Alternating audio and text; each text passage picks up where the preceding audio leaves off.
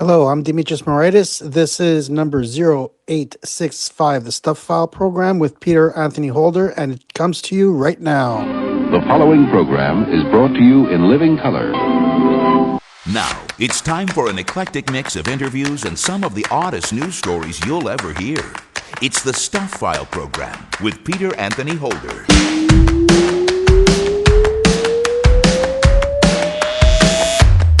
Hey there, hi there, ho there! Peter Anthony Holder here with you, and yes, this is indeed another edition of the Stuph File Program, number 0865. And coming up on this edition of the Stuph File Program, Mark Leslie is back on the show, this time with a book that will tickle your funny bone. It's called I Think It's a Sign That the Pun Also Rises. Dad jokes, puns, quips, laughs, groaners, and playful, pensive ponderings. Regular listeners to this show know the difference between dad jokes and morning shower thoughts, but how does Mark define them? A dad joke is usually humorous, meant to inspire humor or a groan or an eye roll, and it usually involves a pretty pathetic play on words. And a shower thought is usually something that is humorous that you think of. The shower thought might be something that is, I don't know why you're not able to order a chocolate chip cookie medium rare. It's an amusing pondering. It's an amusing thought. Whereas a dad joke might just be something like, oh, I saw a baguette at the zoo. It was bred in captivity. Psychologist Hannah B. Waldfogel has an interesting article in Behavioral Scientist about why people don't return their shopping carts to the proper place after they go to their cars. I think what I discovered is just the sheer variety of answers people give to this question of why didn't you return your cart? I think one of the most common reasons people give invoke other people, things like other people don't return their carts, or they pay someone to do this, or kind of things like that. My favorite justifications, personally, were the people who, upon being confronted, basically said, I return my cart 99% of the time, and so I'm not going to today. I found those pretty funny. Science writer Andrew Fazekas, the Night Sky Guy, is here with yet more delays in various space missions, like the Artemis mission to the moon. This complete rethink that they're doing reduces the complexity of all the moving parts, but it also accelerates hardware production, and it potentially increases the launch cadence. So like in 2028, we may be going for the first time landing on the moon, part of the Artemis mission program, but we might have a follow-up mission within a few months after that. So sort of like a double whammy in 2028 if things go well. It's a major philosophical shift for NASA. And there's lots and lots of Stuph File news, dad joke theater, Sir Dudley's Poetry Corner, morning shower thoughts, and of course, an idiot of the day. The guest later, the person who told you this was show number 0865, was Dimitrios Moraitis, a Stuph File Program fan. Thank you very much, Dimitrios, for doing the guest slate on this edition of the Stuph File Program, a show that is listener-supported, fan-funded radio that depends on you for our success. Join us at patreon.com to help make this show an even bigger and better radio experience. Well, let's get right to the stuff. Tira Joanne Smith from Houston, Missouri, was arrested March the 3rd in Springfield after a family discovered her in their kitchen eating Fruity Pebbles cereal while petting their dog. Fruit delicious. The 23-year-old was found without pants, shoes, or socks, wearing only a jacket around her waist. The homeowner's son initially smelled something burning and went to investigate, finding Smith interacting with their oven and their dog. Police said Smith appeared under the influence, took several minutes to state her name, and used made-up words while giggling. When questioned sober the next day, Smith told officers she thought the house was a fair and knocked before entering when she heard sounds inside. She admitted smoking marijuana beforehand and claimed the stove was already on. Smith faces first-degree burglary charges and pleaded not guilty. Fruity Pebbles, a big tasting part of this complete breakfast. Fruity Pebbles rocks your whole mouth. And who knew it was good for drug-induced munchies? Speaking of getting high, Girl Scout cookie season is upon us, and troops are hoping to make the sales that help fund the organization by setting up where people shop. One New Jersey troop has found the perfect spot, right in front of the Daylight Cannabis Dispensary in Mount Laurel. Said owner Steve Cassidy, "You use cannabis, you get the munchies. There's a connection between snacks and cannabis, and the fact that we don't have to pretend that doesn't exist anymore is really awesome." Sales have gone well for the girls, and Cassidy says some customers are even skipping the pot and going straight for the cookies.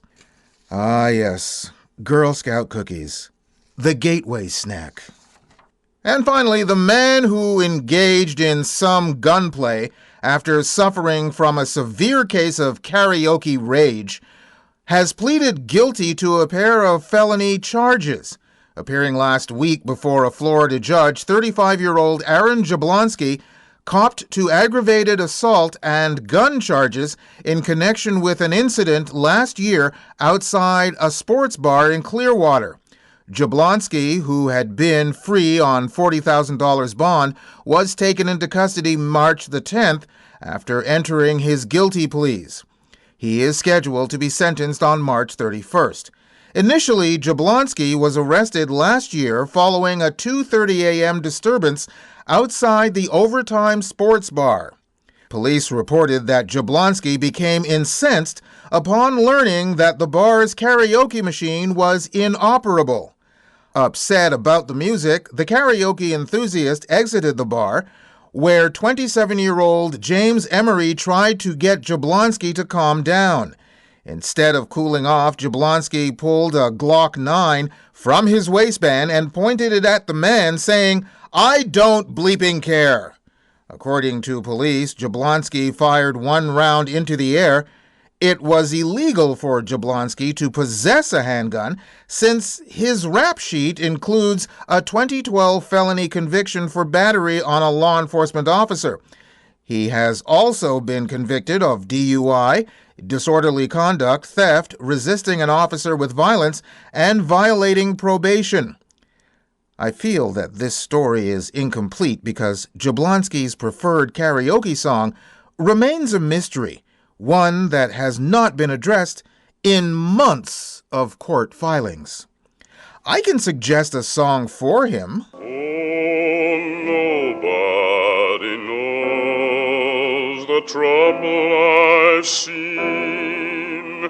Nobody knows my sorrow. Ah, God love Paul Robeson. Anyway, let's get to our first guest here in this edition of the Stuph File Program, shall we?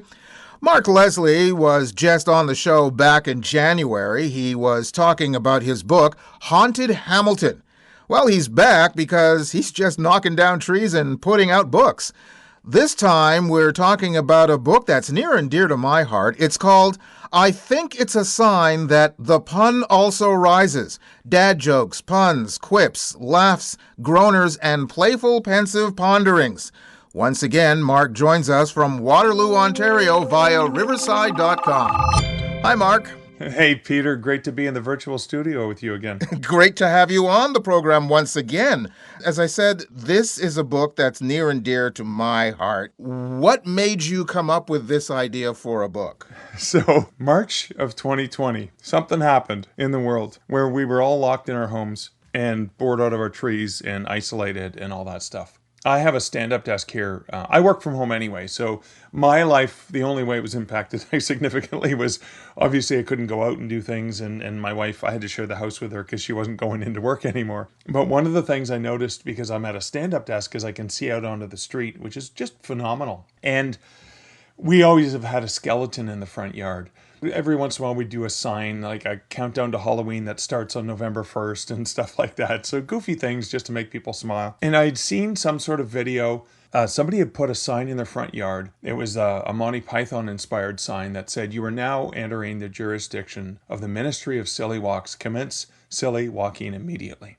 And I thought it was hilarious. And so I went and designed one of my own, and I got some silhouettes of John Cleese doing the shtick from the Silly Walk sketch on Monty Python. And I put it up in my yard. And what I loved was I saw people were walking by. They would read the sign, and then older people would explain it to their children because, they probably hadn't seen that Monty Python episode from, what was it, the late 70s, early 80s? Right. And then everyone would take turns walking in front of our house doing a silly walk. And I thought, isn't that fun? Isn't that great? You see people enjoying themselves. I always had a skeleton sitting on my wife had built a bench, and so he's sitting there, and every once in a while we'd have a sign up, and for Halloween I'd put up Halloween jokes beside him and a countdown to Halloween. So I put the sign back up. I love dad jokes. So I put a dad joke there beside the grinning skeleton, and then people who are walking by, the silly walk sign, which, if you've seen it before, there's only so many silly walks you can try when it's not a novelty. But then I started doing stupid dad jokes. People were making a point of walking through our neighborhood just so they could see what the day's dad joke was. And I started changing them every single day. And I've done that for, 6 years now. Wow. Almost every single day, I will put up a different stupid dad joke. And so initially it was just, whatever came to me or whatever somebody had sent me or a meme I had seen. I'd make a quick note on a piece of paper and I'd go and write it down. But then I realized, oh, wait, I think I've done this one before. So I started a spreadsheet probably about 3 or 4 months into it, just a Google spreadsheet. And I started tracking, oh, okay, I've already used this one. I've already used this one. And that way I wasn't going to repeat myself as much. Sometimes I can't help it, right? So time change joke I just put up, which I think I've used before is, I can't stand daylight savings time. It upsets me so much I lost sleep over it, which, again, stupid joke because we all lost an hour. Here, at least where we celebrate the daylight savings. And then I realized I had over 1,000 of these, over 1,000 jokes I had collected over the years. And I thought, I got to do something with them. Why not share them in a different way? And so because I had, in the previous 3 years, I'd done humorous trivia books about planes, trains, and automobiles and Die Hard and Christmas Vacation, I thought this year I'm going to put out a joke book, and that could be something that could be enjoyed by even people who don't read, because even if you're not a reader, you can open it up and just go, okay, there's well over 1,000 jokes in here. You can open it up and go, here's something amusing. So I thought it could help spread those smiles just a little bit further than my front yard. Going back to when you had the Ministry of Silly Walks, please tell me that you have a Ring camera or a video. Yes, we do have, I have several cameras pointed at the front of the yard and the front of the house. A doorbell camera and then cameras as well. So sometimes it was hilarious because I was showing my wife, I was like, oh my God, there's this, grandmother and these 2 grandkids that walk by. You should see, they did some really good walks. Now, I'm not going to share these online because it's for privacy concerns, but I really should have another sign that says, give a thumbs up if you're okay with me sharing this video online. But no, I haven't. I do have some recordings of them, but they usually, after 30 days, they're automatically deleted. The thing about this book is that you kind of wrote this book without knowing that you were writing this book. So what's it like to put together something that you have collected over time but necessarily didn't put any effort into initially when you started collecting all this stuff? Yeah, that is really interesting because sometimes books, I do nonfiction books, right? So Haunted Hamilton, the last time I was chatting with you, and that's really just collecting ghost stories. And then I sit down one day and I say, okay, I've got stories from this place and this place and this place. And I got these source files that I can, interviews and articles and things or books that I have access to. And then I sit down and go consciously, oh, okay, I'm going to write about Dundurn Castle. I'm going to write about the haunted Alkmaar Mansion. And it's not all that different for the joke book because I didn't use every single book in my spreadsheet. And I also, when I was putting the book together, I ended up sourcing jokes that I didn't have in the spreadsheet. For example, there's a section in the book of walks into a bar jokes. And I love walks into a bar jokes, but I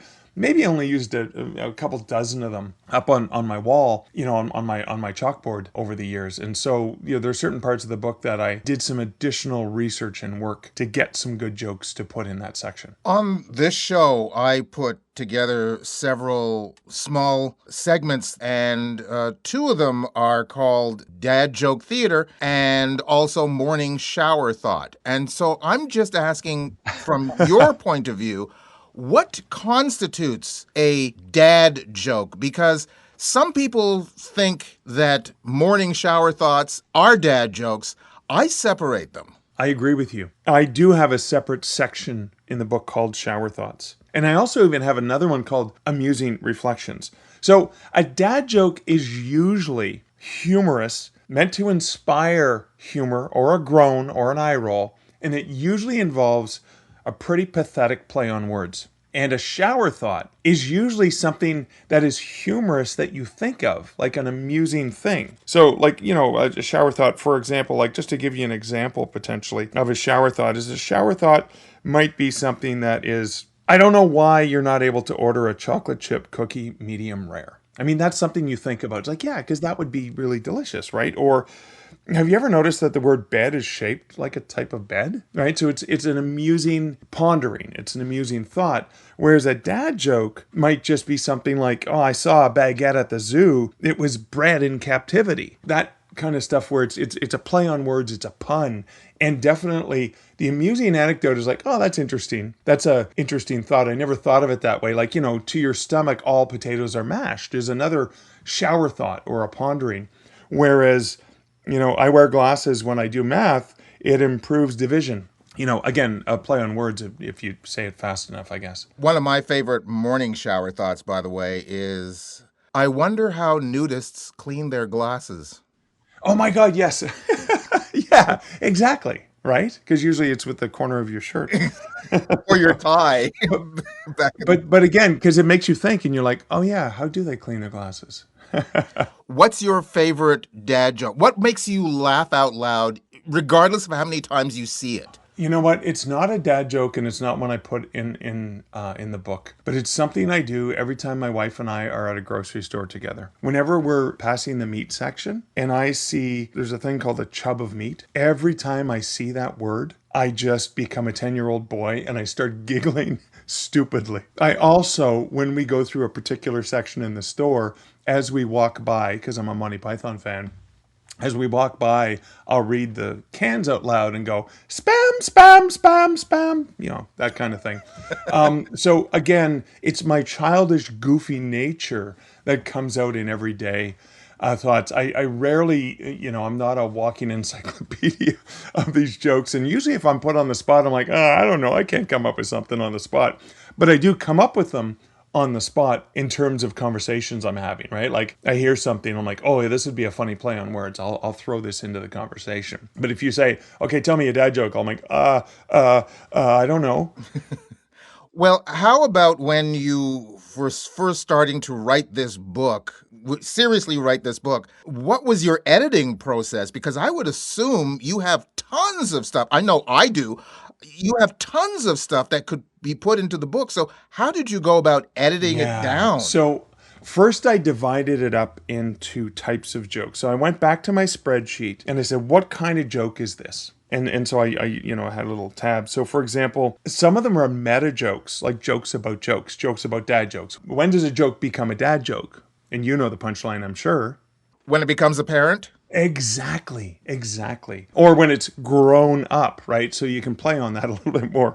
But that's like meta jokes and self-referential humor about jokes. Then I had one-liners as well, which are just, I like the one-liners. And one of the writing I did as I was collecting them is if I got a joke that came in, because it's on a sign and I don't have a lot of space on the sign, I would recompose it to try to be a statement. I'm not a big fan of the one I just gave you, which is so instead of doing the Q&A, I would say, that a joke is fully grown when it becomes, a dad joke is fully grown when it becomes apparent. So it's all one statement. It's not what do you get when you cross an A and a B, right? It's more of that statement. So I did do some rewriting of a joke that was given to me in order to make it a one-liner if possible.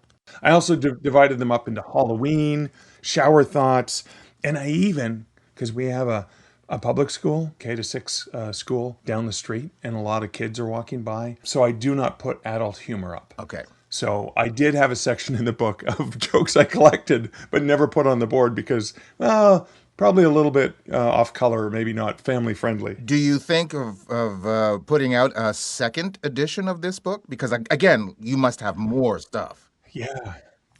One of my frustrations because people buy me dad joke books because they're like, oh, he likes stupid humor. So it's an easy gift for me, right? Because I'm always in need of jokes to share with people. And I thought most of them only have like 100 jokes in them. So I did my best to put I have over 1,000. But here's the funny thing, Peter, is I keep tracking a spreadsheet. I keep finding jokes I'd never seen before or I've never used.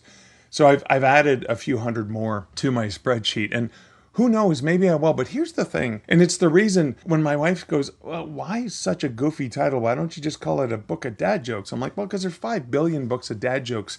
This is not just a dad joke book. It's a moment in time in our lives when we entertain the neighborhood. And so I have an opening chapter that explains why the book has this title. I think it's a sign because the sign in front of our house. And the other thing is that there's a positive message. The sun also rises means, okay, it was a dark time, the pandemic and all that stuff, but there will always be, the sun will always rise. And so I wanted to play on that. And I even had, this is one of my favorite stories. Liz and I got back from a camping trip and there was a note stuck in the door in an envelope. And it was from a couple adult women who said, my mom has been a huge fan of your jokes over the years. Her and her fiance constantly make a point of walking by your house just so they can see what your joke is because they love laughing at them. Do you take requests? Because they're getting married next month and we would love to be able to do something. And so she left her phone number. I gave her a call and I said, oh my God, yeah, of course. I'll honor them all week with a different joke about them or themed on stuff they love. So and it was a surprise for them. So it was like, you got to tell me some things about them. They love crossword puzzles. They're big Swifties and a few other things about them. And so I made all of the jokes on theme with their favorite things. And on the very last day, the day before their wedding, I knew they would be walking by. I did one specifically where I named them and talked about the fact that they were getting married and said, congratulations. And it was so cool because I was in a meeting, at my stand-up desk here in my office, and I looked outside and I see this couple. I've never met them. I see this couple looking, pointing at the sign, standing in front of the driveway, taking a selfie. And then an hour later, and I couldn't go down and say hi to them because I figured it was them. Their daughter sends me the picture that they took saying, oh my God, you made their day. Thank you so much. And I did meet them. Finally on Halloween, my wife and I were out and we're handing out treats and stuff like that. And just before all, the kids start coming, and they stopped in front of the house. They parked the car, they came over, and they just said, thank you for the laughs. And I love how this book isn't just about goofy jokes and stuff like that. It's about community. It's about making other people smile. And that just warms my heart so much. Your book should definitely be at the UN then. Yeah, we need more of this community, don't we? The book is called I Think It's a Sign That the Pun Also Rises. Dad jokes, puns, quips, laughs, groaners, and playful, pensive ponderings. And that last part of the book is a test to all radio announcers to stop popping their peas. Mark, thank you very much for taking the time to be on the program with us once again. Always great to chat with you, Peter. Thanks for having me. Mark Leslie, author of I Think It's a Sign That the Pun Also Rises, Dad Jokes, Puns, Quips, Laughs, Groaners, and Playful, Pensive Ponderings. You can go to our website at thestufffile.com, check out the show number for this program, which is show number 0865, and you'll find links to Mark's site, plus links to either Amazon.com or Amazon.ca, where you can order his book directly. You're listening to the Stuph File Program with me, Peter Anthony Holder. And now, Dad Joke Theater. The weirdest thing just happened. I made a paper airplane and I threw it. But when I threw it, it just stayed there in the air, hovering. That's the moment I realized it was stationary. Join us again for another Stuph File Program, Dad Joke Theater. There's still more guests, more news, and an idiot of the day coming your way on the Stuph File Program. Stay tuned. The Stuff File program is a listener-supported, fan-funded radio show that depends on you for our success. Join us at patreon.com to help make this show an even bigger and better radio experience. Sign up and find out about our rewards program. Being a patron doesn't have to be a long-term commitment. There's absolutely no obligation. You could join today and end whenever you'd like. But the time we have your support would be so greatly appreciated. We'd also love to hear your thoughts about the show and even your ideas for rewards. Join us for the ride. Join us at patreon.com/The Stuff File program. I'm a retired high school teacher. Biology. I volunteer every week at our food bank. It's gratifying. Every once in a while, I run into a former student. We laugh and chat. Sometimes I meet their kids. I'm so glad I can still give them a little extra help when they need it. The food bank is for anyone who needs one. Visit the food bank near you to help and be helped. You're listening to The Stuff File, now with 25% fewer calories. Here's Peter Anthony Holder. And still to come on the program, we'll talk about why people don't return their shopping carts to the proper place. Plus, Andrew Fazekas, the Night Sky Guy, is back to talk about yet more delays in space. We also have a morning shower thought, Sir Dudley's Poetry Corner, and of course an Idiot of the Day, and much more in Stuff All News right here, right now. Bettina Dorfman, who holds the Guinness World Record for owning 18,500 Barbie dolls, earned a second title by identifying the toys while blindfolded. During an appearance on the German television series The Great Show of World Records, Dorfman correctly identified 19 different Barbie dolls in 3 minutes using only touch. Oh. Anyway, she analyzed each doll's shape, hair texture, and clothing to make accurate identifications. Dorfman first achieved record status in 2005 with 2,500 Barbie dolls in her collection. Her impressive collection has grown more than sevenfold since then, reaching, as I said earlier, 18,500 dolls when last officially counted in 2022. Wow. I guess she took the one-word advice of Mr. McGuire in the movie The Graduate. I just want to say one word to you. Just one word. Yes, sir. Are you listening? Yes, I am. Plastics. Exactly. How do you mean? There's a great future in plastics. Think about it. 20 camels were disqualified from Oman's 2026 Camel Beauty Show Festival after veterinary inspectors discovered extensive cosmetic enhancements. Owners had used hyaluronic acid injections for lip enhancement, dermal fillers around noses, Botox for facial softening, and silicone wax to inflate humps. Festival organizers vowed to halt all acts of tampering and deception in the beautification of camels while imposing strict penalties on manipulators. Camels are judged on coat, neck, head, and, of course, humps. My hump, my hump, my hump, my hump, my hump. With winners displaying shiny hair, muscular necks, long eyelashes, pouty lips, and plump humps. My hump, my hump, my hump, my hump, my hump. These pageants carry multi-million-dollar prizes and significantly increase camel values. Animal rights activists condemn these procedures as cruel, citing risks of severe pain, infections, and life-threatening complications. Wow. With all these gussied-up ships of the desert, surely someone out there might say, I'd walk a mile for a camel. Nippon Life Insurance of America filed a federal lawsuit against OpenAI in Chicago, alleging ChatGPT illegally practiced law without a license. The insurer claims a disability claimant used the AI chatbot to challenge a settled case that was dismissed with prejudice, meaning it could not be refiled. According to the complaint, ChatGPT incorrectly advised the woman her settlement wasn't final, contradicting her attorney's advice.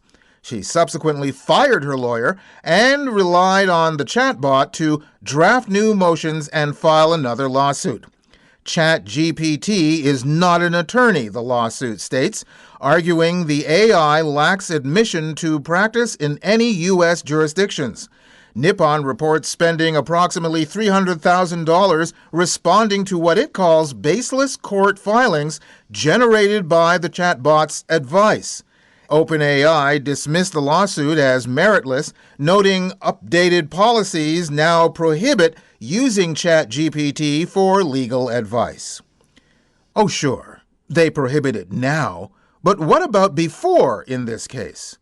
I'm wondering if OpenAI goes to court, would ChatGPT defend them? Good morning, Your Honor. My name is Full Name here, and I am appearing as the plaintiff/defendant in the matter of case number whatever the digits are. I am ready to proceed with my statement. Oh, for the love of God, shut up.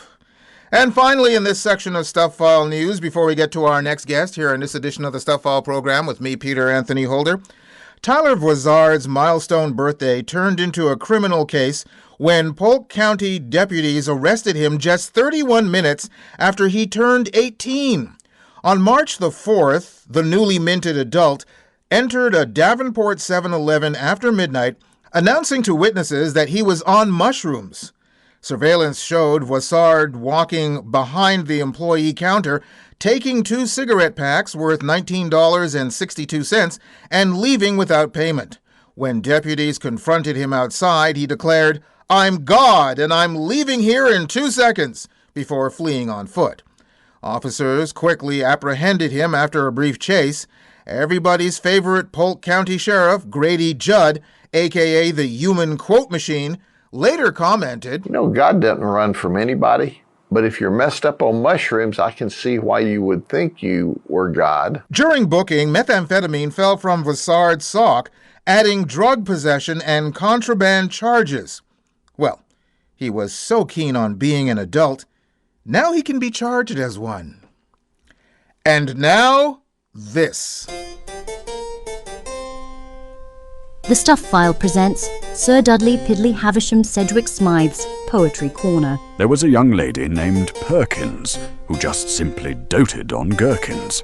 In spite of advice, she ate so much spice that she pickled her internal workings. And let's get to our next guest here in this edition of the Stuff File Program, shall we? Have you ever noticed when you go to the supermarket that shopping carts are often where they're not supposed to be?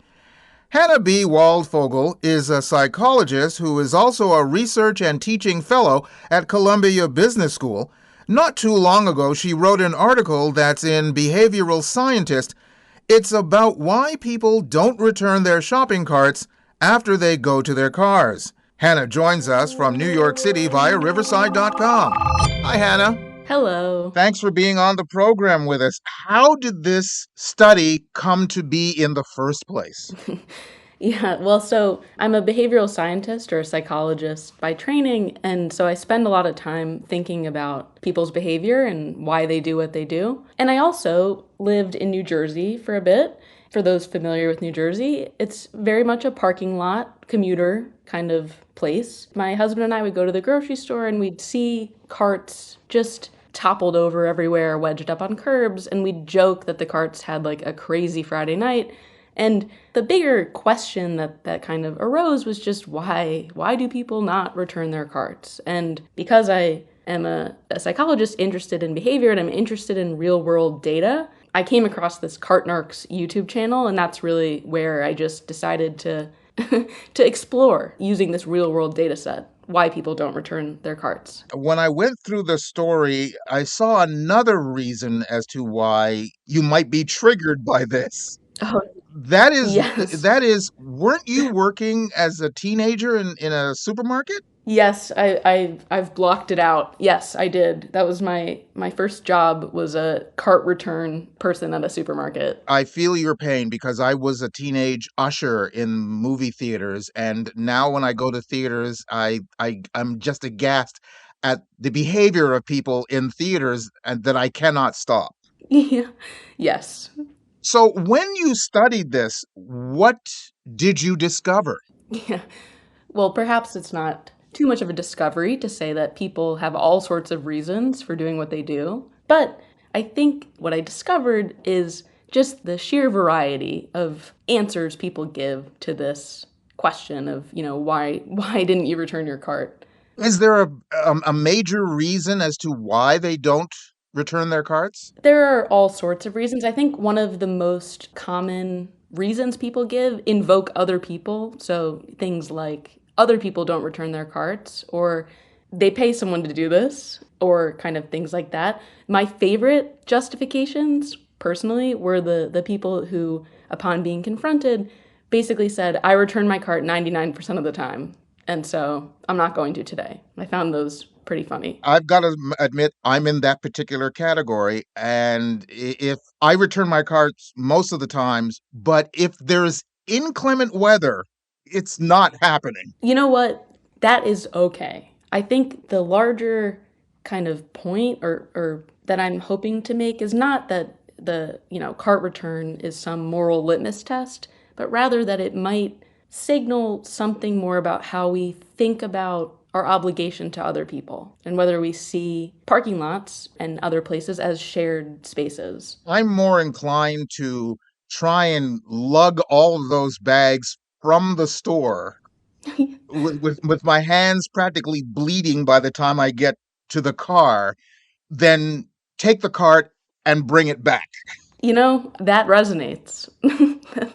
That sounds familiar. One of the things that I didn't see in the article, and this is something that's always concerned me, I often see shopping carts up the street, not too far from my house. And depending upon the supermarket, because in most cases you see the supermarket store, the particular store emblazoned on some part of the cart. So depending upon the cart, this is either 1 or 4 kilometers away from the store.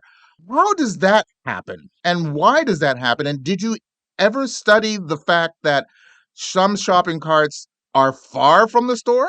Yeah, that's a great question. I do have like some of the videos I transcribed and watched include people who are pushing the cart past the confines of the parking lot, and some carts like will lock up if you do that. Like there's a kind of a distance trigger.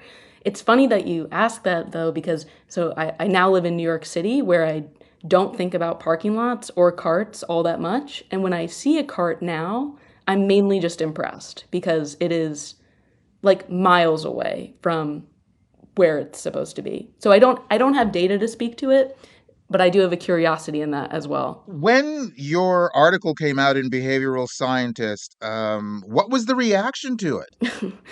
I joke that I could write another piece about the responses people had to my piece and that they emailed me. So people have a lot of feelings about this topic and they feel strongly in both directions. So I got all sorts of feedback on this piece. Some people saying like, I use cart return as my dating app litmus test. Like if you don't return your cart, swipe left. Other people were less excited about the piece and told me so. Were you surprised by the reaction, especially those people who were not too keen on? I was, in part because I thought the larger message that I was hoping to convey is just a broader idea of like, hey, like it'd be nice if we all cared about each other. I totally understand that may not be how it was received by everyone, and that is totally fine. But I was a little surprised.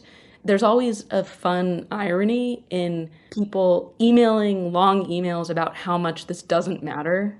It's a little confusing because it's like, yes, this doesn't matter, but you've now emailed me 5 paragraphs about why it doesn't. Have you done any research into the supermarkets themselves as to how they can combat the situation? So I should also note that while I am a researcher, this was a side project. This is like not my academic research. This was more of if you can believe it, a reprieve from academic research. And so I haven't thought in my academic work that much about shopping carts or shopping in particular, but I do think about behavior. And I think in general, I mean, it's not too much of an insight, but in general, people do whatever is easiest to do. In other words, like the more difficult it is to do something, the less likely people are to do it. And so I think there are lots of design choices that supermarkets might make that would make it easier for people to return carts. I guess one of those things. I mean, I'm old enough to remember back in the day when you didn't have those cart islands everywhere in the parking lot. I would assume that some supermarkets still don't have them because they take up space that would otherwise be used by cars. Right. And that seems silly to me because if you want people to return carts, which I would like people. Actually, I don't even want people to return carts. I want people to want to return carts. But I think the stores can definitely do things to make it easier to return carts. I'm kind of curious to find out what other kinds of articles you will write in your downtime because this has been fascinating. Well, so I'm so glad you bring that up because earlier, so the shopping cart piece came out in the fall. In the winter of 2025, a piece I wrote, which to me had a very similar argument, came out about, I wrote it about driving and the idea of like the extent to which we see driving as a team sport, something we're all in together, or, you know, a dog eat dog kind of situation. And nobody seems to have read that. Where is that particular article? It's also in Behavioral Scientist. And funny enough, somebody commented and said you should write about something more important like driving. And it's like, well, I did. Well, I think the shopping cart story is interesting enough. I mean, I called you, right? So Yeah, thank you. I thought this was absolutely fascinating. In a more serious note, it kind of delves into our collective psyche. I completely agree. I think this is a public goods dilemma. I mean, this is, so, you know, I'm not saying returning shopping carts will solve all the world's problems, but I do think this is an example of a larger idea, which is any situation where collective benefit and individual incentives might conflict. So, like in this case, we're all better off if everyone returns the cart. But individually, we might be better off not returning it. You know, we save time or energy. And so I think this is, you know, similar in some ways to larger puzzles of human cooperation. Well, again, it's a fascinating piece. I recommend that people check it out. And thank you very, very much, Hannah, for taking the time to be on the program with us. Thank you so much for having me. Hannah B. Waldfogel, a psychologist and also a research and teaching fellow at Columbia Business School. You can go to our website at thestuffile.com, check out the show number for this program, which is show number 0865, and you'll find links to Hannah's site. Plus, you'll also find the link to her excellent article in Behavioral Scientist. You're listening to the Stuph File program with me, Peter Anthony Holder. Giving you something to think about. This is Morning Shower Thoughts. If you ever get locked out of your house, you should try talking to your lock in a calm voice, with easy directions. Communication is the key. Morning Shower Thoughts from the Stuph File Program. Got something for the mailbag? Drop Peter a line. He'd love to hear from you. Send your email to mailbag@thestufffile.com. And remember, stuff is spelled S-T-U-P-H. That's mailbag@thestufffile.com. Or catch up with him on Twitter or Facebook. There's more Stuph File coming your way in just a few moments. Here are two of the many glowing reviews that Michael Liebling has received for his novel The Serial Killer's Son Takes a Wife. Arabella magazine says, I couldn't put it down. I want more books like this, and I want more books written by Michael Liebling. Best-selling author Nicholas Kaufman says, The Serial Killer's Son Takes a Wife is sharp, funny, thrilling, and endlessly original. The only unsolved mystery here is why you haven't read it yet. The Serial Killer's Son Takes a Wife is available wherever you find books. Latitude 47 degrees 14 minutes north. Longitude 84 degrees 39 minutes west. Location Montreal, Canada. This is the Stuph File program with Peter Anthony Holder.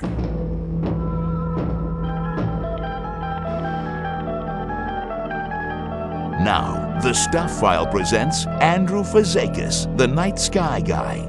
It's radio that's out of this world. Andrew Fazekas, the Night Sky Guy, is a member of the Royal Astronomical Society of Canada and author of National Geographic's Backyard Guide to the Night Sky, and also National Geographic's Stargazer's Atlas, the Ultimate Guide to the Night Sky.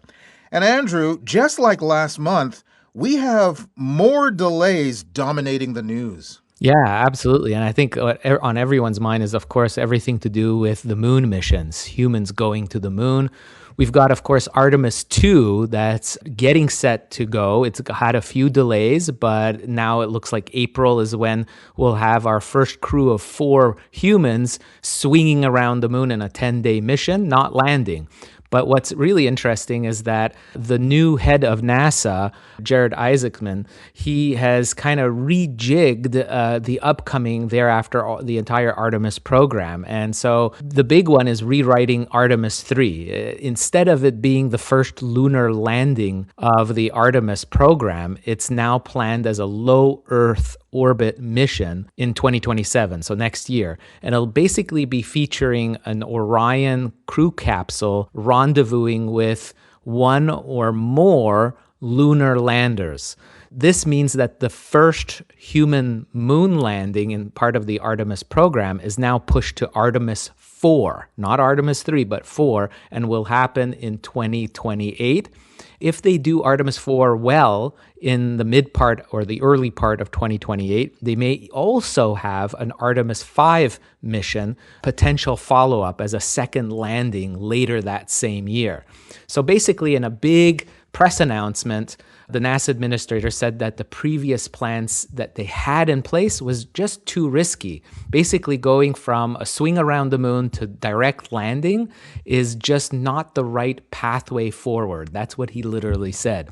And so the original Artemis 3 plan basically had stacked up a huge number of first-time milestones, of technological milestones that were never tried before. It depended heavily on that lunar landing system.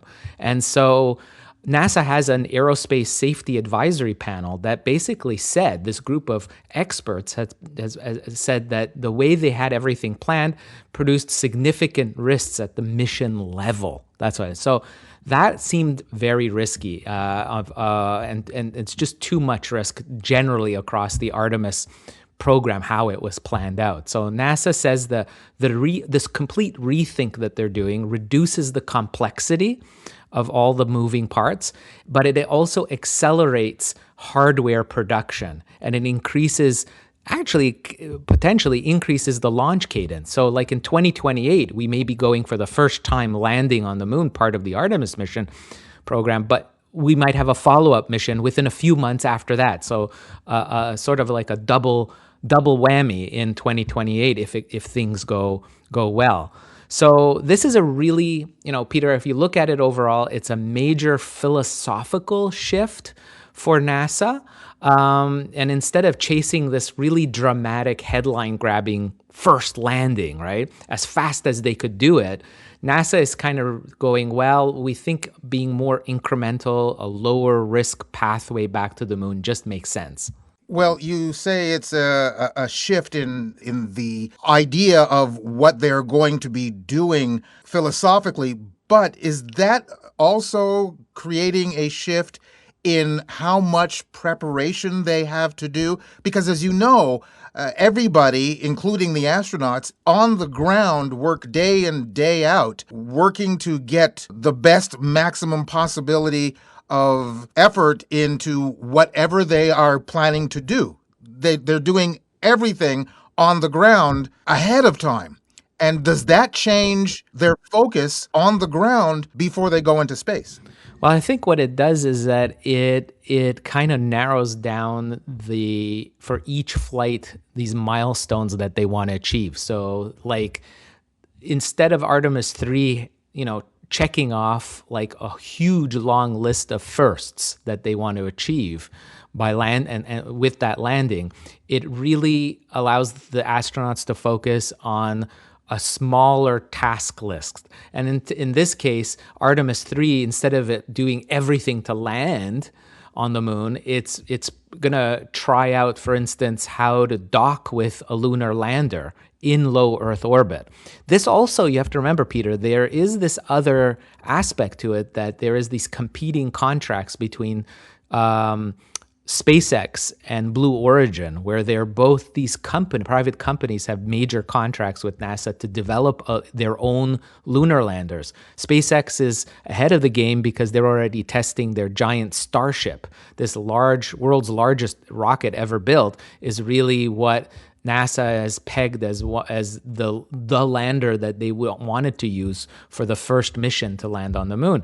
But they need more time for testing. Probably Blue Origin does too, with their own lander. So by basically inserting an extra test mission, they're allowing time to develop some of this technology. It also lowers the demand on the astronauts for each individual mission, and also gives them kind of, I think, a sense of relief in that they know that the technology that they are using in their respective missions have been tested more rigorously. Well, like dominoes falling, isn't this a situation where it backs up everything? You mentioned SpaceX. SpaceX's Starship might not fly on Artemis 3's mission. Exactly. So here we're talking, this is a good lead-in because, Peter, when we're thinking about SpaceX, we're all looking at that Starship tests. And you and I have talked a lot about it over the last couple of years, seeing those giant Starship launches in Texas. And they are still working on it. They haven't had a fully successful mission yet. And there's a lot more testing to be done before it's ready to put humans on there. So this has bothered NASA a lot because Artemis 3, with this new shift in NASA's thinking that we were just talking about, Artemis 3 is no longer a lunar landing mission. SpaceX's Starship may not really be required to fly on that mission at all. Really, that's what it says, because under this NASA's new concept that they've announced, Artemis 3 mission, the whole thing is staying in low Earth orbit. They're demonstrating, like I said, new technologies, including rendezvousing and docking between the Orion capsule. That's what takes. That's where the humans are riding, the astronauts, and docking with one or potentially both commercial landers. And we're talking the one from SpaceX, that's Starship, and Blue Origin's own lunar lander. So I guess, in other words, what we're saying is that Artemis 3 can become more of a test and demonstration mission rather than, us seeing the boots on the moon headline kind of event. And I think this is the major theme here is that, there's definitely a competition here, and NASA kind of a lot of hints, if you read in between the lines of what Isaacman was saying in this press conference the other week, the NASA, I think, does not want to rely on just one lunar lander contractor, meaning they want to give maybe SpaceX more time to develop their Starship to be available for the later down the line Artemis mission. So maybe Artemis 5 or 6 would use the Starship. So it needs more time to mature. And perhaps Blue Origin, that's Jeff Bezos' company, would be able to take that first primary slot of being on the Artemis 4 landing mission, being the first lander. So they've already signaled, Blue Origin has already signaled that it's actually that they're really investing in developing that lunar lander, fast tracking it. And you could see that in late January when Blue Origin announced that they're pausing their New Shepard tourism flights. All those flights that we've seen with Katy Perry and William Shatner, those tourism flights are going to be on pause for at least 2 years. And this is going to allow their development team at Blue Origin to speed up that development of the lunar lander system that they have. So, I think overall what this means is that SpaceX is still central to NASA's moon's plans overall, but it may not be the number one lunar lander that they're going to be relying on the next Artemis mission, the first Artemis mission that will land on the moon. Meanwhile, as the saying goes, poor Boeing Starliner, always the bridesmaid, never the bride, and that includes this very segment because we've run out of time. Really? Just when we're getting into these great stories. We've run out of time. But can we go over to Patreon and talk more about this thing, including talking about Boeing Starliner, which is now just apparently only a cargo vessel instead of one that takes astronauts. Among other things, can we go over to Patreon and talk about those things? Absolutely. And I've got some interesting updates on the ISS that folks don't want to miss. So let's do it. Okay, sir. Clear skies. Andrew Fazekas, the Night Sky Guy. You can go to our website at thestufffile.com to the page for this show, which is show number 0865, and you'll find links to Andrew's site to get your own personal autographed copy of his books. Patreon subscribers, you can hear more of Andrew as a Patreon reward extra, where we'll discuss, as Andrew just mentioned, the extended future of the ISS, private companies making trips to the ISS, the future of the Boeing Starliner, space debris hitting commercial aircraft in the sky, Germans on the moon, and more. Just go to our Patreon page, and if you're not already a member, become one of the select patrons of the show. Visit patreon.com/The Stuph File Program. You're listening to the Stuph File Program with me, Peter Anthony Holder. And boys and girls, it's that moment you've all been waiting for. It's time now for the Idiot of the Day. And now it's time for the strange things adults do. This Stuph File presents the Idiot of the Day. 24-year-old Spencer Anderson has been arrested in Waterford Township, Michigan, on 3 felony counts of malicious destruction of police property. License plate cameras. When the cameras went offline, officers responded to their locations and found the cameras had been broken off their mounts and smashed. Said Police Chief Scott Underwood, Spencer Anderson and others are entitled to their opinions regarding technological advancements in policing. However, no one is entitled to maliciously destroy property of another, including that of the Waterford Police Department. How was Anderson caught? A nearby business's security camera captured the alleged crime, and the license plate on Anderson's car was captured by one of the plate reader cameras before it was smashed. Now, why? Oh, why? If you're going to smash police cameras, would you let said camera record your license plate before you smash it? One reason, and one reason only. You're an idiot! Gee, I'm only a kid, but even I know you're an idiot.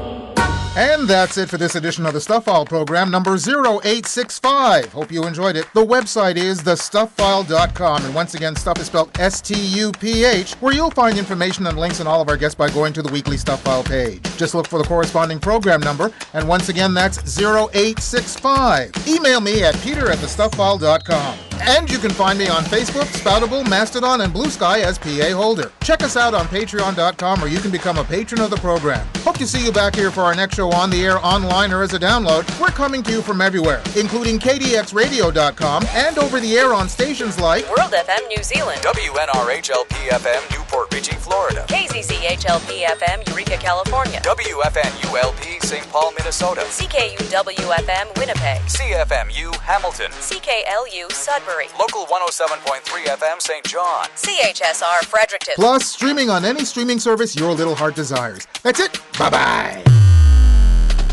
You've been listening to the Stuph File Program with Peter Anthony Holder, a presentation of Flying Fish Communications. A tape of the preceding program will be sent to the Radio Hall of Fame, where it will be placed under the statue of Marconi, which is kind of wobbly.